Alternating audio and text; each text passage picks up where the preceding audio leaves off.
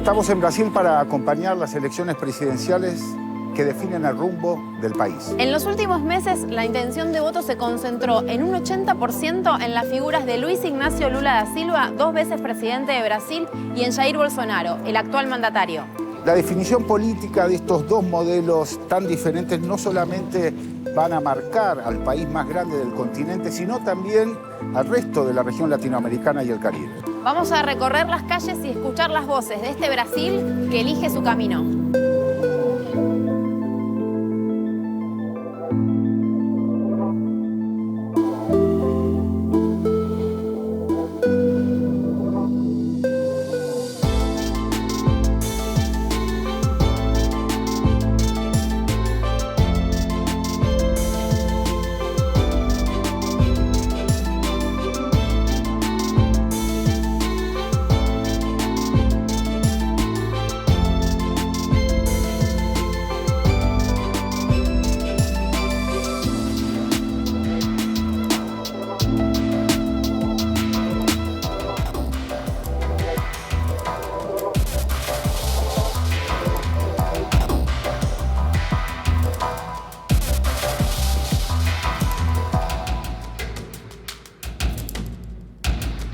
O que você acha do governo do Bolsonaro?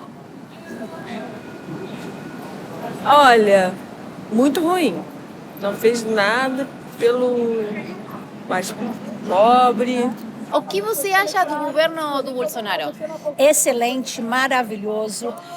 Vamos votar para ele, estamos fazendo campanha para ele. Acho que a única forma do Brasil tomar jeito de não virar uma Venezuela, também uma Argentina que está indo para o brejo por causa de maus gestores de esquerda. Nós somos contra a esquerda, contra a ditadura, contra tudo que há de ruim na política. Bolsonaro? Péssimo. Péssimo. Péssimo. Não gosta de Bolsonaro? Não gostar. Você gosta de Lula? Sim. Vai votar Lula? Não. Não. Você não?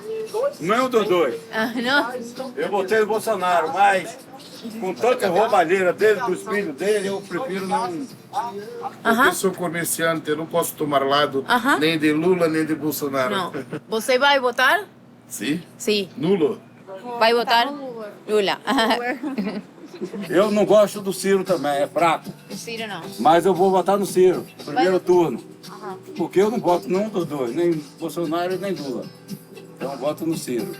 Eu gosto do Lula, mais ou menos, mas eu quero que ele esteja presente na vida dos seres humanos, que ele possa ajudar a todos a progredir o país, a levantar o país, né, e continuar com esse mesmo projeto que o Bolsonaro continuou, como ajudar, como no Pix, como ajudar a Bolsa Família, com mais renda também. Você gosta do Bolsonaro? O que você acha do governo do Bolsonaro? Que Bolsonaro nada. Nada. Lula, é Lula. É Lula. Você gosta do Lula? Gosto. Gosto do Lula. Vai votar Lula? Vou votar nele, Lula é nós. O que você acha do governo do Bolsonaro? Bolsonaro, pô, mó safado. Quer botar só um monte de PM aí na rua aí, os caras, pô, só safadão. Gosto dele não. O que você acha do governo do Bolsonaro? Muito bom. Muito bom. Vai continuar, vai sempre dar. Acabou com a corrupção de governo, acabou com as falcatruas dos outros políticos e vai ser reeleito agora domingo. Eu não gosto muito do governo dele, não. Ele desestabilizou a economia totalmente, entendeu? A gente não tem mais condições de vida, assim, para comprar as coisas, para sobrevivência. E a gente está pagando 1 quilo de carne a 45 ou 79. Antes você pagava 30, 20, 19. E a cada dia é mais caro. Um gás custa 150.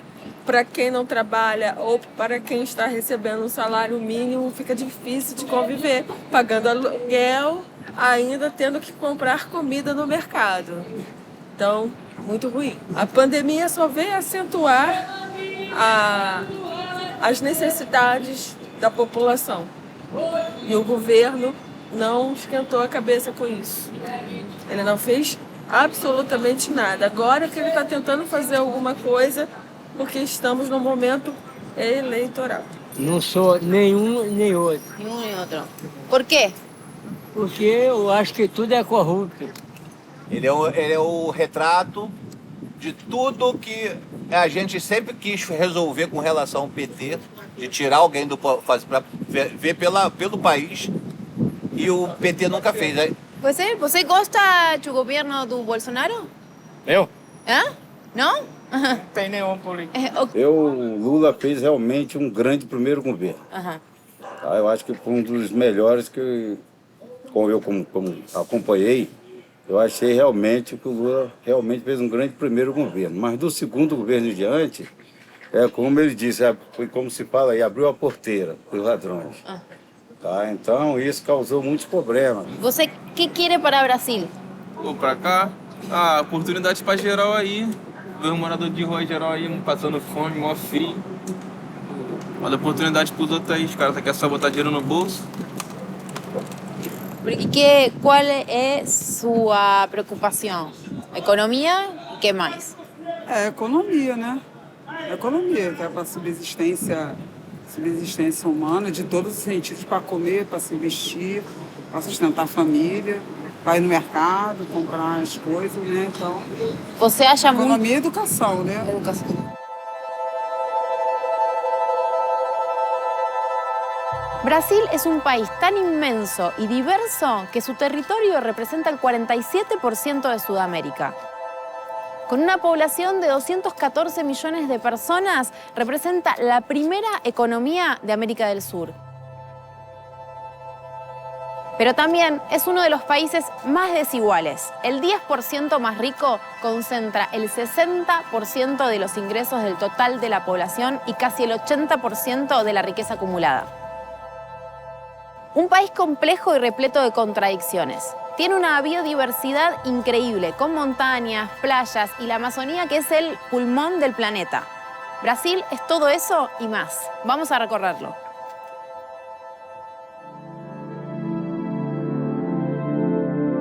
Estoy en Ciudad de Dios, una de las favelas más emblemáticas de Río de Janeiro. Vamos a recorrerla con Rodrigo Fela, que él es cineasta, nació y se crió aquí.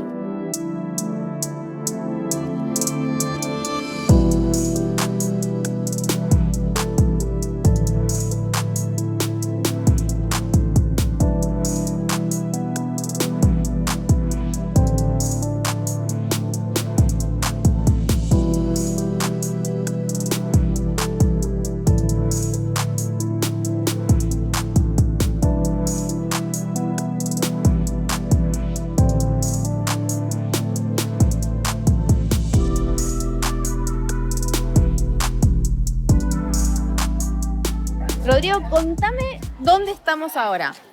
Sim, estamos na Cidade de Deus, uma das maiores favelas do Rio de Janeiro. E se a gente está falando do Rio de Janeiro, a gente está falando de uma das maiores favelas do Brasil. Como é viver em Ciudad de Dios? Então, minha vida na Cidade de Deus é uma vida agitada, mas é uma vida onde eu aprendo e vejo muita coisa. Com as pessoas mais velhas, com as pessoas da minha idade, com as crianças. Porque quando a gente vive dentro de uma comunidade, a gente tem uma outra realidade. E a gente vê as coisas com outro olhar. Então é um olhar que cada dia eu tô aprendendo mais. Cada dia eu tô vendo algo diferente. Eu aprendo a me colocar mais no lugar do outro, no lugar do próximo. Porque dentro da comunidade a gente tem isso, né? Aquela visão de comunidade, de um ajudar o outro, de um estar sempre pronto para estender a mão. A Cidade de Deus, ela cresce a todo momento. Eu falo geograficamente, eu falo culturalmente, né? Ela cresce em todos os âmbitos que você pode imaginar. Mas só que isso não é visível para as pessoas que querem ver isso. Elas preferem, não, na favela, na Cidade de Deus, não tem cineasta. Não, na favela, na Cidade de Deus, em outras favelas, não tem um advogado, não tem um cientista. Existe. Mas só que a gente acaba sendo um terror para essas pessoas. Que hoje, a nossa luta hoje é ocupar espaços. Estamos ocupando os espaços. E isso eu falo na política também.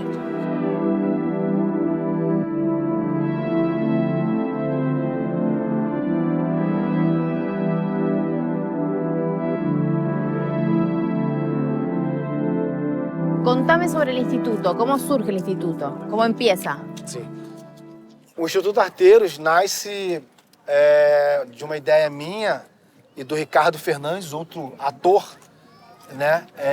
Numa inquietação cultural nossa, onde a gente já trabalhava com cultura e resolvemos fazer teatro, oferecer teatro Sim. para as crianças da Cidade de Deus. Sim. Ia ser uma coisa temporária e as crianças gostaram muito e falaram, não, queremos mais. Eu cheguei no Instituto com 9 anos de idade. Com 9 anos de idade para fazer teatro, bem pequenininha, para fazer teatro. Mas conforme o tempo foi passando, eu vi que no Instituto ele era muito maior do que só uma turma de teatro. Foi aqui dentro do Instituto que eu me formei como cidadã, que eu me formei como ser humano, que eu aprendi tudo que eu aprendo e que eu tive a oportunidade de compartilhar as coisas que eu aprendi, não só como atriz, mas também como pessoa. Bom, o Instituto Arteiros ele foi criado para poder só ver o teatro. Mas aí os diretores viram a necessidade de acontecer o quê? Um reforço escolar que nós não tínhamos, o pré-vestibular, aula de inglês. O que pode acontecer aqui, que cabe aqui dentro, velho, sem contar que a gente, de vez em quando, a gente consegue umas doações de cesta básica. Nós somos uma comunidade, não é dizer que nós somos pobres, paupérrimos, não, mas tem muita gente aqui que precisa, que às vezes não tem uma refeição para fazer. Mas a importância que o Instituto tem é poder trazer para dentro da comunidade o que órgãos públicos e que deveriam trazer não trazem, que é o mínimo de saneamento básico, é o mínimo de uma educação para além das escolas, que é uma educação que fala sobre cultura, é uma educação que fala sobre política, é uma educação que fala sobre a convivência com o outro. Então, isso o Instituto faz aqui dentro da comunidade. É isso, é trazer um olhar mais amplo, um olhar de fora, porque as pessoas que vivem aqui dentro é entregue para elas que elas só podem viver o que tem aqui dentro, que elas não podem ir para fora, que elas não podem experimentar e viver as coisas que tem fora da comunidade. Mas sim, elas podem. E o Instituto traz essas coisas aqui para dentro.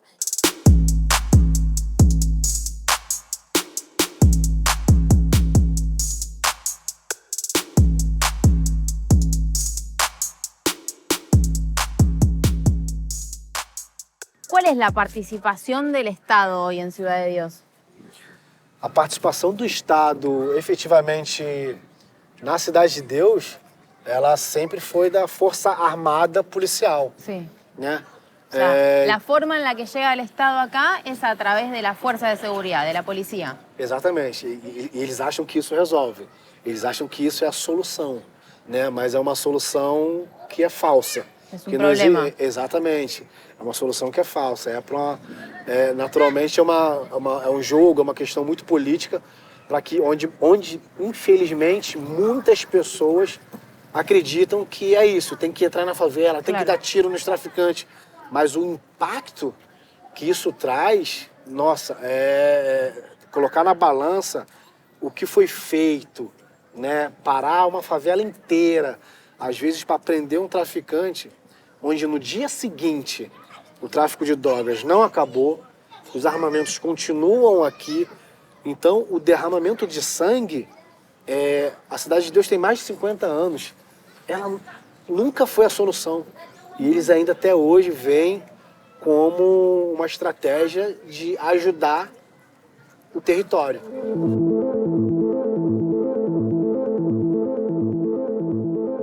Um dos meus direitos, que é o direito de viver, que eu acho que é o direito básico universal que todo mundo deveria ter, me foi negado. Está sendo negado e parece que tem políticas constantes para que eu não tenha esse direito a viver. Então, esse medo, muitas vezes, ele vem por parte da repressão que a gente sofre por Estado, pelos vários tipos de violência que a gente sofre pelo Estado, que na maioria das vezes é a violência policial, o uso excessivo da força, assim, porque são várias violências que a gente sofre, falta de saneamento básico, e aí desde a infância, da primeira infância, falta de saúde, falta de educação. Então, assim, o medo hoje é um medo constante de você viver e tomar um tiro a qualquer momento, que é o ápice do meu medo, assim. Eu encontro um jovem negro, eu me sinto um alvo toda hora, porque a qualquer momento, algo que tem um slogan de servir e proteger, ele pode me matar, que é a PM, a Polícia do Estado do Rio de Janeiro. Ninguém vê um branco e acha que é um estelionatário. Ninguém vê um branco e acha que ele é algum político que desviou dinheiro da saúde de algum lugar onde várias pessoas morreram na fila do hospital, sabe? Ninguém vê um branco e acha que é uma pessoa que trafica órgãos de pessoas. Ninguém vê um branco e acha que são as pessoas que levam as crianças para outros países e, enfim, vende essas crianças. Ninguém olha para um branco e pensa isso, mas por que olha para mim como negro enquanto um bandido? Sabe, por que a primeira imagem que vem de mim é enquanto um moleque que vai te assaltar? Eu não entendo isso, sabe? Eu fico o tempo todo me questionando. Mas é o que a gente vive aqui na Cidade de Deus, é o que as pessoas, a maioria delas, vivem isso enquanto pessoas pretas que moram nesse país, que dizem que ainda tem a audácia de dizer que é um país que não é racista. Luis Ignacio Lula da Silva, líder del Partido de los Trabajadores, fue presidente de Brasil entre 2003 y 2010. Después de 2 mandatos, dejó la presidencia con una imagen positiva del 80% y un crecimiento del PBI del 7.5%. Su sucesora fue Dilma Rousseff, que no llegó a completar su mandato porque fue perseguida, acusada en una causa de corrupción que estuvo repleta de irregularidades. Lula también fue perseguido y encarcelado, a pesar de que no había pruebas en su contra. Estuvo preso casi 600 días. En 2018, Jair Bolsonaro ganó la presidencia en medio de una violenta campaña de desinformación y agitación del descontento social. Después de 4 años de gestión bolsonarista y una pandemia que dejó herido al país, habrá que esperar al 30 de octubre para saber quién será el próximo presidente de Brasil.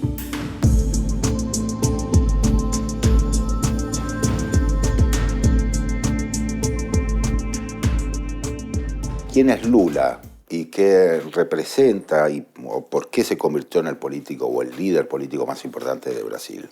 Primero porque por su historia de vida, que es realmente impresionante. Sabés que viene del norte, analfabeto prácticamente, con la madre y sus hermanos, y hace una evolución. Yo creo que Lula ha vivido como varias vidas en una sola, y es un hombre muy carismático y con una gran capacidad de entender lo que se le pregunta, reflexionar y hablar. Creo que eso es lo que lo hizo ser el líder que es y el reflejo, la identificación del pueblo con él. Él siempre decía que un hombre como él, con todos los déficits que tiene, porque no fue ni a la universidad, es parte de ayudar a la autoestima del pueblo, que cualquiera puede llegar a ser también presidente. Y por otro lado, como hombre de pueblo, hizo enorme cantidad de medidas, desde la Bolsa Familia famosa, la cantidad, ahora no recuerdo el número, de personas que pasaron de la clase más golpeada, más carenciada, a la clase media. Dice que son 50 millones. Puede ser. La cuenta, ¿no? Sobre sí, una población de poco casi 200 claro. millones, ¿no es cierto? En esta capacidad que yo creo que hace, que tiene que ver también con su éxito como sindicalista,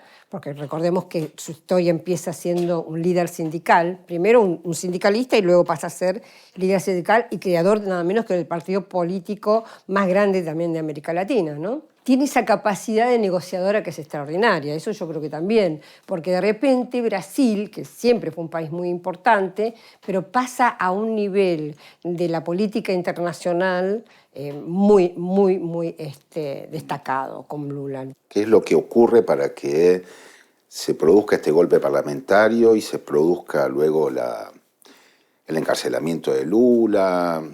El Congreso brasileño es muy especial. Pasar de un partido a otro partido es muy raro en la política argentina. En Brasil no.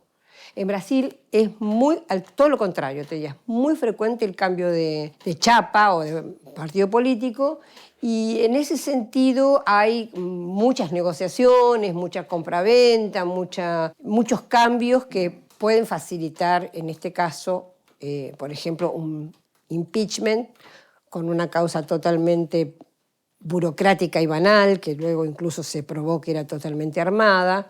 Pero bueno, sirvió para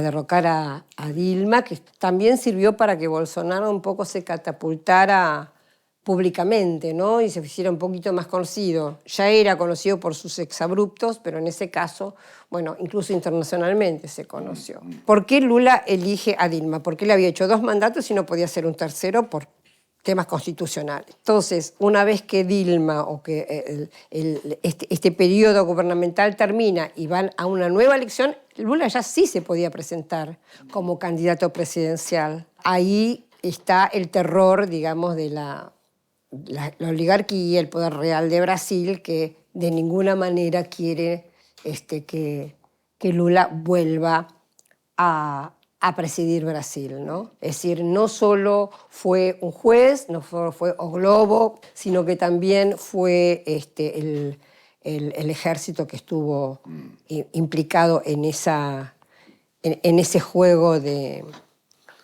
persecución, te diría, y de proscripción. Y la única manera que podían evitar que Lula ganara era esa, era sacándolo del juego. No había otra.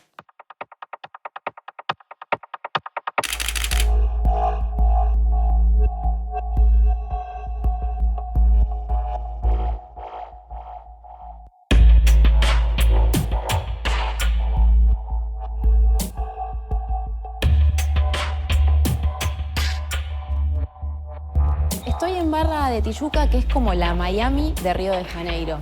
Voy a entrevistar a José Curi, que es empresario, dueño de uno de los shoppings más importantes de esta ciudad.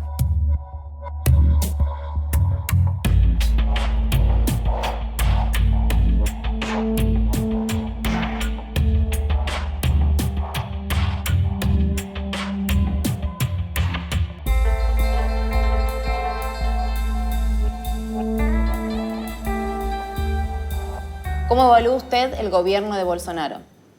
Olha, eu tenho 64 anos já. Na minha vida inteira, eu nunca vi um governo tão bom. Ele resgatou uma série de coisas que estavam perdidas no Brasil, né? O patriotismo, ele resgatou, as pessoas começaram a ter sensação de patriotismo, de valorizar o país. Porque antigamente o pessoal só usava a bandeira do Brasil quando tinha futebol. Agora não, agora todo mundo quer usar a bandeira do Brasil, então isso foi muito importante. A nomeação dos ministérios dele para, vamos dizer, também não acontecia isso antes. O presidente nomeava ministros de vários partidos políticos para atender os interesses deles. Aí, corrupção comia solta, né? Bolsonaro nomeou ministros técnicos. Então, nomeou ótimos ministros. O Paulo Guedes da Economia, espetacular. O Tarcísio do Desenvolvimento. Então, ele conseguiu fazer um governo espetacular. E as estatais, sem terem roubos, começou a sobrar muito dinheiro. Aí ele investiu esse dinheiro todo para beneficiar as camadas mais pobres da população. Então, eu acho que foi um governo excelente. Está sendo e foi. E tomara que continue sendo. ¿Cuál es la situación de la justicia en el país?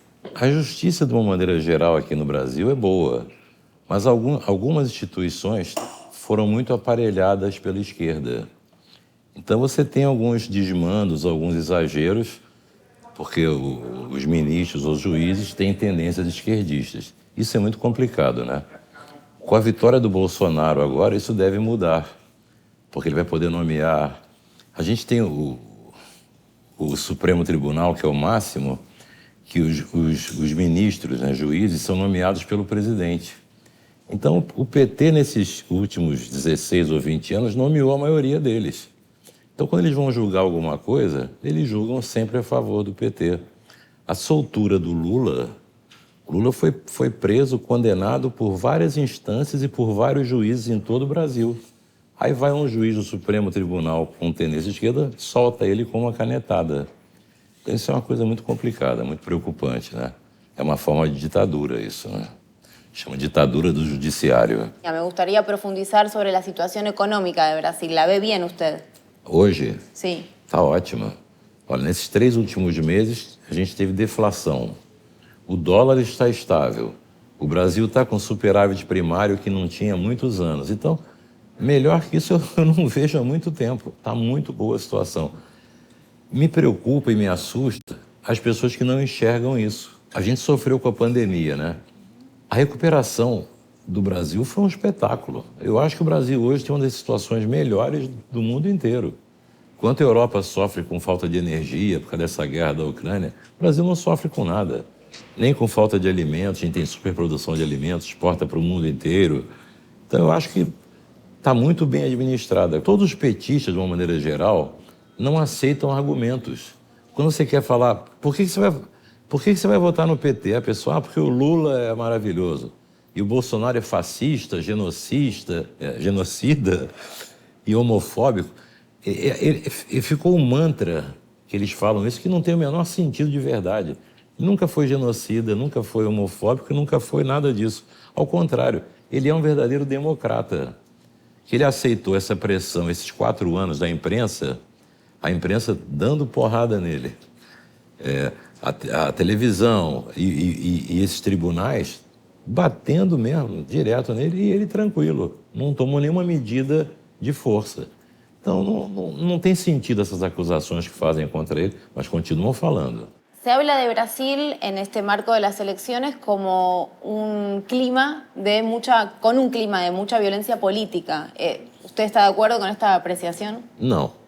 Essa violência política é mais retórica, é mais conversa. Ajá. Porque, de fato, violência física não existe. No 7 de setembro teve passeatas, manifestações pela independência, né? Com milhões de pessoas. Eu fui em Brasília, aqui no Rio, fui nas 2, com milhões de pessoas com a bandeira do Brasil, apoiando o presidente. Não teve nenhum incidente de violência. Então, eu acho que fica mais no negócio de WhatsApp, de Facebook, as pessoas xingando uma que a outra, né? Talvez em alguns redutos do PT, por exemplo, se você for nas favelas, nas comunidades que são controladas pelos traficantes, a maioria das pessoas é obrigada a votar no PT, né? Os traficantes chamam e falam, tem que votar no PT. Então aí ocorrem algumas coisas de violência, basicamente entre eles, mas no mundo normal não existe isso. ¿Cómo se imagina que puede llegar a actuar el empresariado en un posible gobierno de Lula? Então, essa que é a expectativa que nós temos, né? E eu converso muito com os lojistas. Eles têm muita preocupação, porque o Lula, quando perguntaram para o Lula qual era o programa de governo dele, ele falou que não tinha programa, que só ia apresentar o programa depois de eleito. Aí, como é que você vai votar numa pessoa que não tem programa de governo, né? Então, assusta. A nossa esperança é que o Brasil, caso ele ganhe, tomara que não, é que o Brasil seja maior do que isso e se recupere com o tempo. Mas, de qualquer maneira, vai haver um atraso cultural, político no Brasil, econômico, se o PT ganhar. Isso é fato. E no caso que ganhe Bolsonaro? Eu acho que vai ser um crescimento vertiginoso. Eu acho que, se ele continuar a fazer o que está fazendo, mesmo tipo de governo, o Brasil explode, vai crescer muito, vai aumentar a renda, vai aumentar o emprego, os investimentos vão vir. Então, acho que o potencial do Brasil crescer muito e ficar bem rico é enorme com o Bolsonaro ganhando.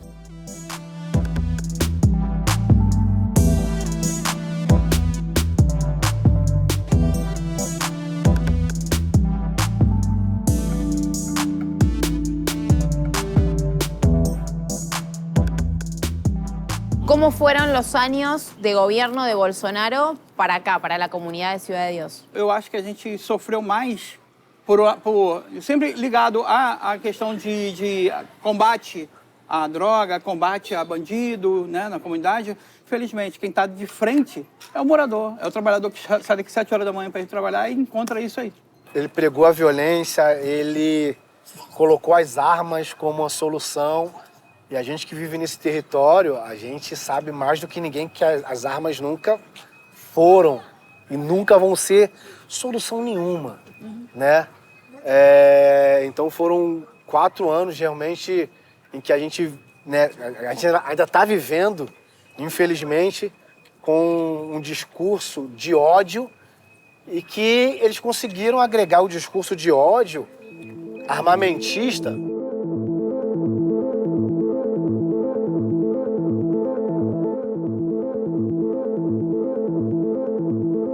Eu acho que no governo do Bolsonaro, mulheres como eu estão assim, abaixo da margem. Na pirâmide a gente está em último. Eu acho que no governo Bolsonaro... Eu acho não, tenho certeza. No governo Bolsonaro, mulheres como eu não são vistas como seres humanos. No Brasil, nós mulheres somos a maior população. Nós somos 52% da população do Brasil. Então, eu acho que muitas pessoas, muitas mulheres, meninas, jovens, não têm noção dos seus direitos dentro de uma comunidade, dentro de um país, dentro de uma sociedade. O índice de feminicídio no Brasil tem aumentado cada dia mais. E o que tem feito para que isso mude? Nada. Nada. Mulheres como eu, principalmente como eu, vêm morrendo a cada dia mais. E nada tem sido feito. Eu, como mulher, minha mãe, minha irmã, a gente fica muito sozinha, se sente muito sozinha. Não tem um amparo do órgão maior, né, que deveria amparar a gente. Mas a gente se segura uma na outra. A gente vai se segurando uma na outra, a gente vai se apoiando uma na outra.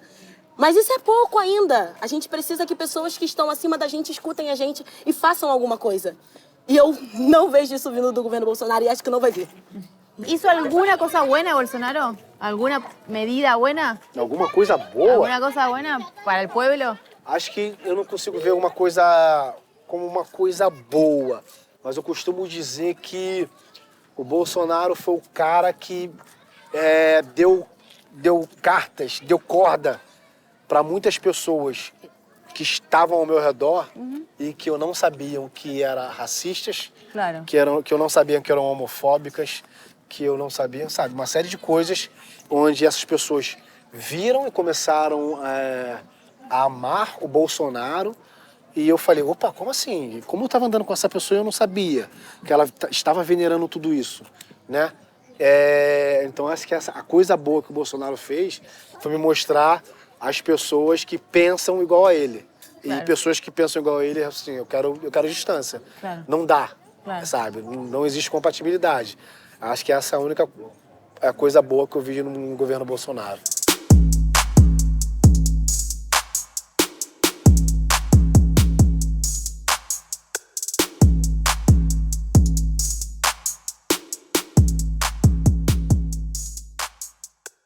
Então, a expectativa das eleições nesse momento, elas são as melhores possíveis, porque a gente sabe de um arrependimento muito grande de eleitores do Bolsonaro que viraram o voto. Minha expectativa é que volte o Lula, sendo bem direto, que é um governo, né, populista, né, onde a população, principalmente a mais carente, ela se vê, né, diferente naturalmente do governo Bolsonaro, que algumas semanas atrás ele falou que no Brasil não se passa fome.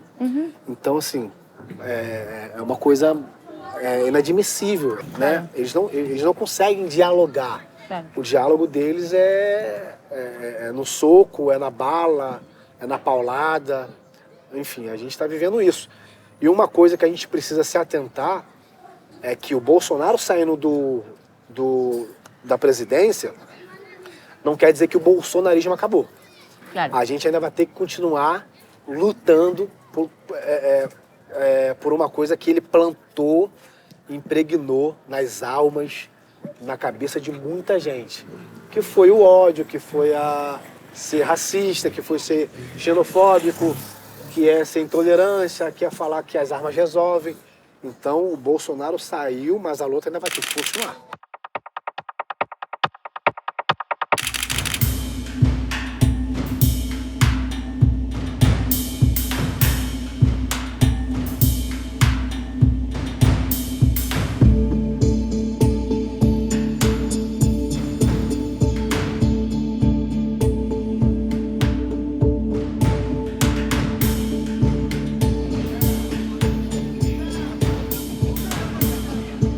Foi assassinado a semana passada a machadadas, cruelmente, no Mato Grosso. ¿Por qué el PSOL está apoyando ahora al PT en esta elección presidencial de Lula? ¿Qué fue lo que cambió para que el partido apoye al PT? Lo que cambió no fue el PSOL, lo que cambió fue el Brasil, ¿no? Nosotros vivimos un momento en que es necesario se unir para derrotar el fascismo. Este peligro nunca estuvo en escena en la historia reciente de Brasil. Entonces, para derrotar el fascismo, la unidad es el camino. Brasil vive un periodo muy grave en su historia.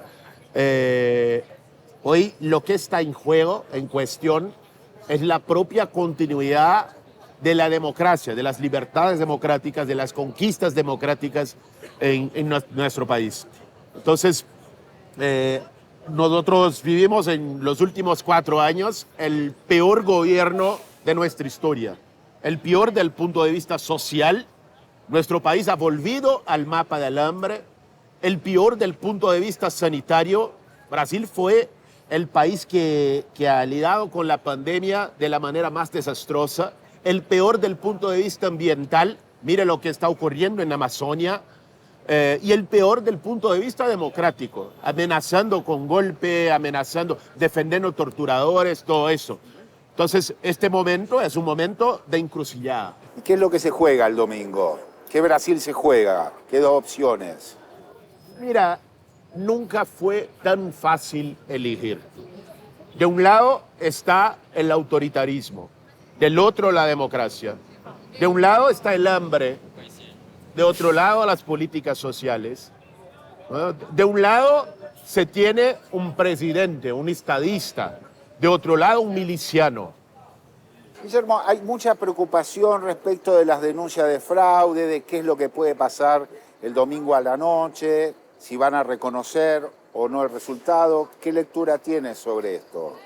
Bolsonaro no va a reconocer el resultado de su derrota. Eso es muy claro, porque él no trabaja con la gramática de la democracia. Su gramática es otra. Entonces, yo creo que va a acusar fraude, va a llamar los suyos a movilizarse, va a intentar crear un clima golpista en Brasil. Esto ya es esperado, yo diría, porque está anunciado desde antes. Pero nunca hubo en la historia de América Latina un golpe sin el apoyo de las élites económicas. Bolsonaro no la tiene para eso, para el golpe. Sin un apoyo de la prensa, de la gran prensa. Bolsonaro no la tiene. Sin el apoyo de una parte expresiva de la población. Bolsonaro no la tiene. Sin el apoyo de Estados Unidos. Bolsonaro no la tiene. Entonces, lo que va a intentar es crear un ambiente de violencia política, de caos, que es peligroso, por cierto que es peligroso. ¿Eso no da miedo, no da temor? Que haya una violencia política, social. Nosotros tenemos que tener preocupación y creo las fuerzas de seguridad de Brasil ser actuantes para impedir cualquier actuación de bolsonaristas milicianos. Eso es. Pero el pueblo no puede se intimidar. La mejor forma de reaccionar al golpismo, al fascismo, es pueblo en la calle.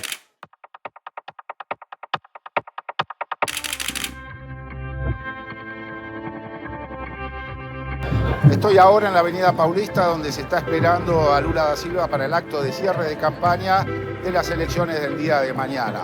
Lula, é Lula, é Lula!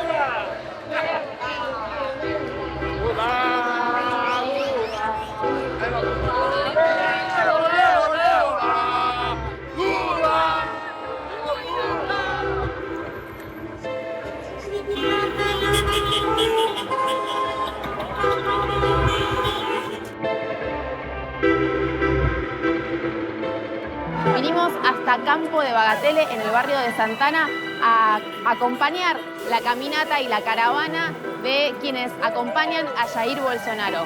2 de las consignas que se escuchan y que se ven por aquí son Brasil por encima de todo, Dios por encima de todo.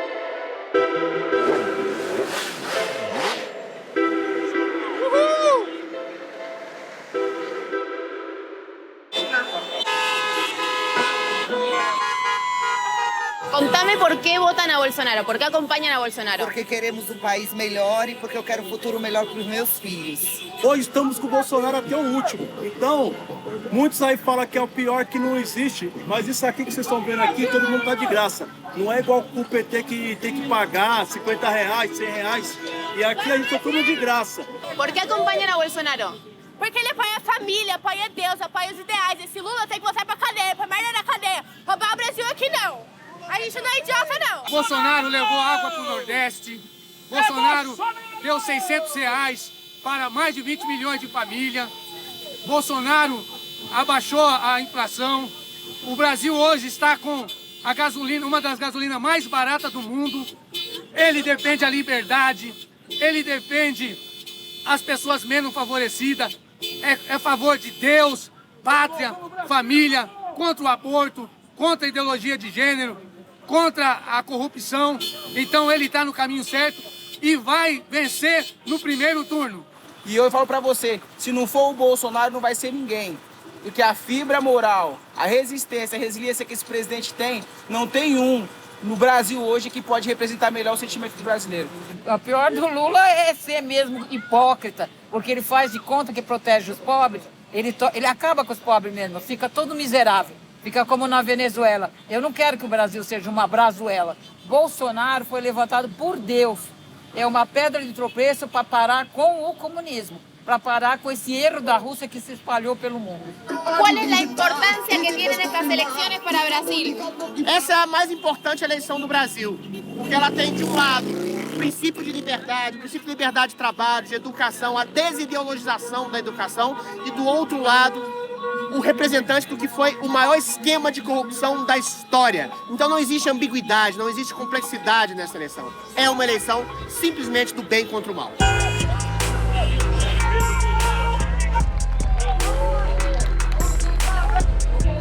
Patriotismo, Brasil acima de tudo. Amém.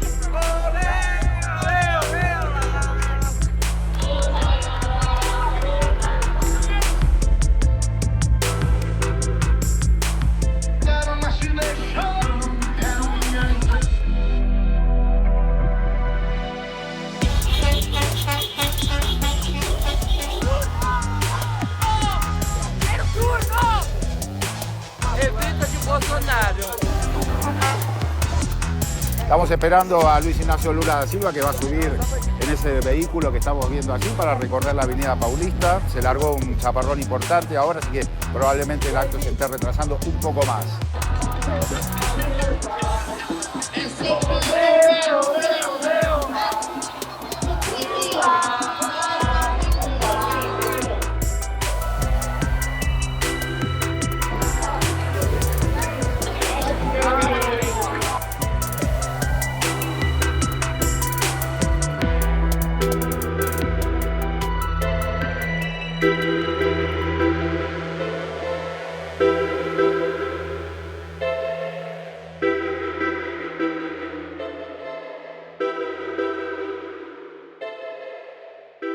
Lula, para mim, é simplesmente a esperança. Lula é esperança!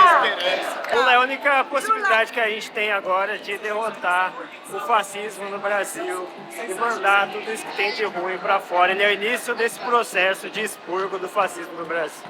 Lula, para mim, é um cara do povo, um cara que veio do Nordeste brasileiro, que é a região mais afetada por fome, por miséria. Ele traz uma esperança daquele povo brasileiro. Lula é muito importante para o povo e para a união da América Latina. Mas eu acho que é muito importante no atual momento o Lula voltar e tirar o Bolsonaro aí que está destruindo as instituições e a política brasileira. Lula é o melhor presidente que a gente já teve, principalmente para tirar o país do momento que está. Está muito ruim, Bolsonaro prejudicou muito as políticas públicas e por isso que a gente precisa do Lula de novo. Lula significa união, fraternidade e principalmente amor entre os povos, entre as diversidades. Não veio. Porque eu vivi ditadura, cara. Eu vivi acá a ditadura. Nosotros los viejos estivemos na cárcel acá. Fuiste a la cárcel también? Muchos años. ¿Cuántos años? 9 años. ¿Cómo has vivido estos 4 años con Bolsonaro? Un terror. É a mesma gente, os mesmos pensamentos, mesma ideologia. metade, metade. É claro que existe uma divisão aqui no Brasil, mas a gente acredita que o Lula é esse cara, é o cara que vai unir o povo mesmo. É amor no coração, é bondade, é a cara do povo brasileiro, cara nordestino, foda pra caramba. É sobre isso. Pra mim, Lula é um cara que vai voltar o Brasil feliz de novo. É sobre isso.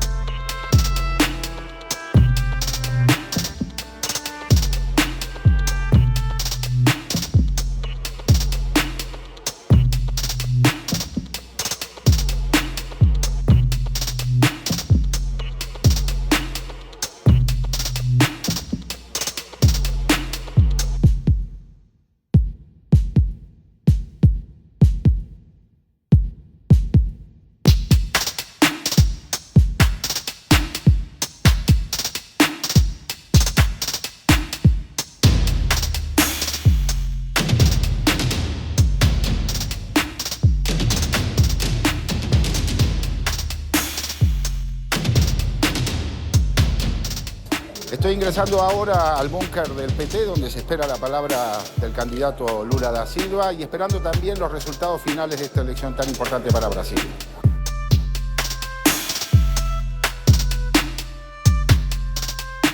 Estoy en el búnker del Partido de los Trabajadores, estamos a la espera de resultados. Brasil tiene habilitadas para votar 156 millones de personas. Estamos hablando del padrón más grande de la historia de este país. Llegaron algunos resultados que dan como ganador a Jair Bolsonaro, pero todavía faltan 120 millones de votos por contar.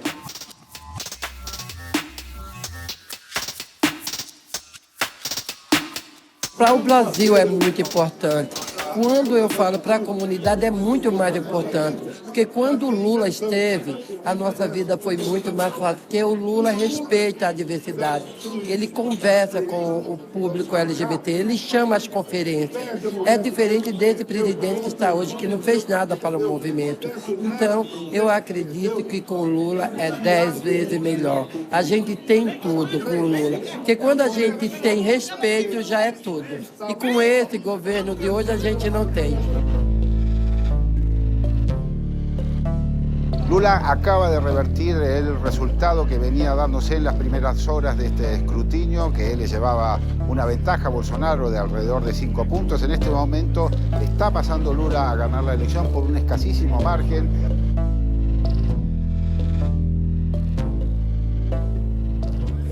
Nós estamos vivendo hoje as eleições mais importantes de nossas vidas, né? De nossa história. Nós precisamos eleger Lula presidente para garantir a nossa democracia. Para nós indígenas, é a primeira vez que a gente tem as candidaturas de uma bancada indígena, uma bancada do COCA, e é muito importante que nós tenhamos mais representantes indígenas compondo o nosso parlamento. Em toda a história foram apenas 2 representantes indígenas. O que eu quero é fortalecer a democracia, que a gente acabe com essa subrepresentatividade indígena, que a gente possa aumentar essa estatística das mulheres brasileiras compondo o parlamento e juntos a gente conscientizar as pessoas para uma nova política onde traga o meio ambiente para o centro do debate político. O Bolsonaro foi uma tragédia para o Brasil. Então, para nós, povos indígenas, para o Brasil, para o mundo, Bolsonaro realmente significa um retrocesso absoluto para a política indigenista, ambiental e direitos humanos no Brasil.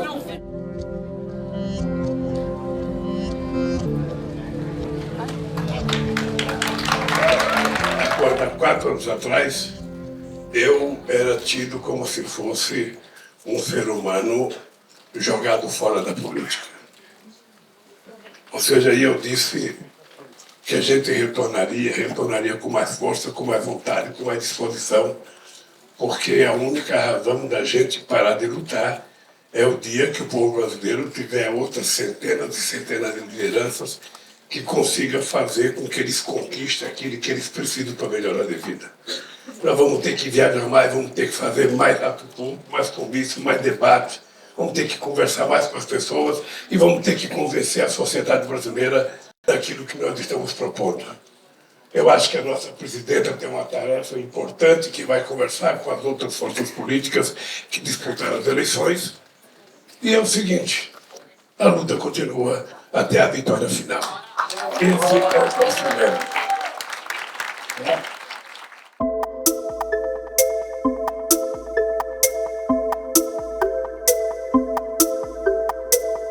Mientras Lula buscó el apoyo ambientalista, la recuperación de derechos y las bases populares, Bolsonaro se concentró en el sector de mayor poder económico, evangélico y definidamente conservador, pero es innegable que también mantuvo votos populares. Un obrero metalúrgico nacido y criado en una familia trabajadora, 2 veces presidente, preso y liberado, puede volver a conducir el futuro de su país. La segunda vuelta traerá la definición de los contrastes que vive Brasil, un gigante partido.